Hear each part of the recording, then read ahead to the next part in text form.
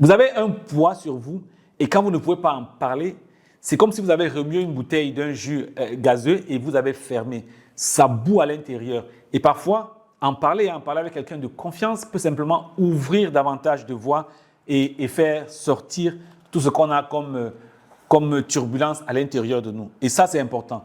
Donc, ce que je peux dire là-dessus, c'est quoi? Il y a Wayne Dyer qui a dit, quand nous changeons la façon de regarder une chose, la chose que nous regardons elle-même change. Donc, peut-être par rapport à la situation actuelle, il faut que nous approchions les finances dans le couple avec un autre regard. Peut-être qu'en tant qu'homme, parce que je pense que ce problème concerne beaucoup plus les hommes que les femmes, mais même si ça concerne toutes les deux parties.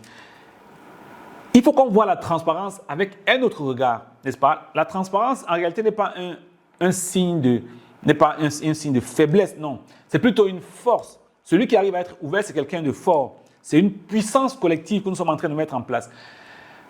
2 cerveaux, 2 visions, 2 énergies valent mieux qu'un cerveau, qu'une vision, qu'une énergie. Ensemble, n'est-ce pas, on a l'occasion de pouvoir partager, n'est-ce pas? Quand vous partagez vos finances, vous ne perdez pas votre autonomie. Non, au contraire, vous gagnez un partenaire stratégique. Vous savez que nous sommes tous des hommes, on est faibles. L'homme avec grand H en tant qu'être humain. Parfois, on peut être faible, mais en face, quand on a quelqu'un qui nous complète, qui nous remonte, qui nous réconforte parce qu'elle sait ce qu'on est en train de construire ensemble, ça peut aider vraiment à trouver la force de continuer, n'est-ce pas? J'ai vu des couples multiplier leurs résultats en planifiant ensemble. Et je vous pose la question maintenant.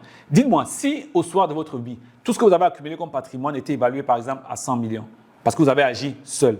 Si dans l'autre hypothèse, vous aviez la possibilité d'avoir à bord votre conjointe, est-ce que vous n'allez pas vous rendre compte qu'à la fin de la journée, vous allez plutôt, au lieu d'avoir 100, avoir 150, avoir 200, avoir peut-être 250 ou 300?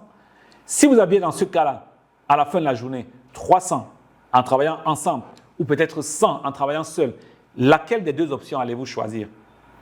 La question reste ouverte et je vous invite à réfléchir, n'est-ce pas? Donc, c'est comme si vous essayez de ramer seul. La vie de couple et les finances, c'est un peu comme une pirogue qui est dans l'eau, n'est-ce pas? Quand vous essayez de ramer seul, vous devez ramer de ce côté, vous retournez pour ramer de l'autre côté. Imaginez que vous êtes en train de ramer et de temps en temps, quelqu'un vous donne juste un petit coup de main de l'autre côté. Là, ça va permettre de vous donner du répit pour que la pirogue continue d'avancer le temps que vous gagnez en énergie. Là, vous savez au moins que vous travaillez ensemble. Et parfois, mieux, vous allez ramer un côté, elle ramera de l'autre côté, la pirogue avancera plus vite vers la vie que vous voulez réellement. En Afrique, on dit, si vous voulez aller vite, allez seul. Si vous voulez aller loin, allez ensemble. On va l'appliquer au couple, n'est-ce pas? Si nous voulons avoir une vraie vie de couple où on harmonise nos finances en sachant que le plus important, n'est-ce pas, c'est d'arriver à une situation où l'argent est plutôt une source d'épanouissement, un levier d'harmonie, pas une source de dispute. Il va falloir qu'on apprenne à aller ensemble.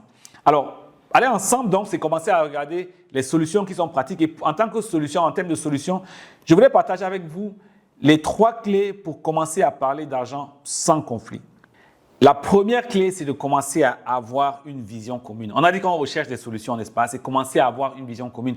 Et je vais vous inviter à prendre un moment pour imaginer à quoi ressemblerait votre vie dans 5 ou 10 ans. Où voulez-vous vivre? Quel style de vie, quels projets familiaux ou peut-être même entrepreneuriaux voulez-vous avoir mis en place? Et je vais vous inviter à en parler comme si vous étiez dans le futur, n'est-ce pas? Nous sommes maintenant en fin 2025, début 2026. Vous allez peut-être vous projeter dans 10 ans et vous se dire, vous êtes à ce moment-là, dans 5 ou 10 ans, vous avez déjà eu ça qui est réel. Vous allez vous asseoir un moment pour décrire cette vision-là.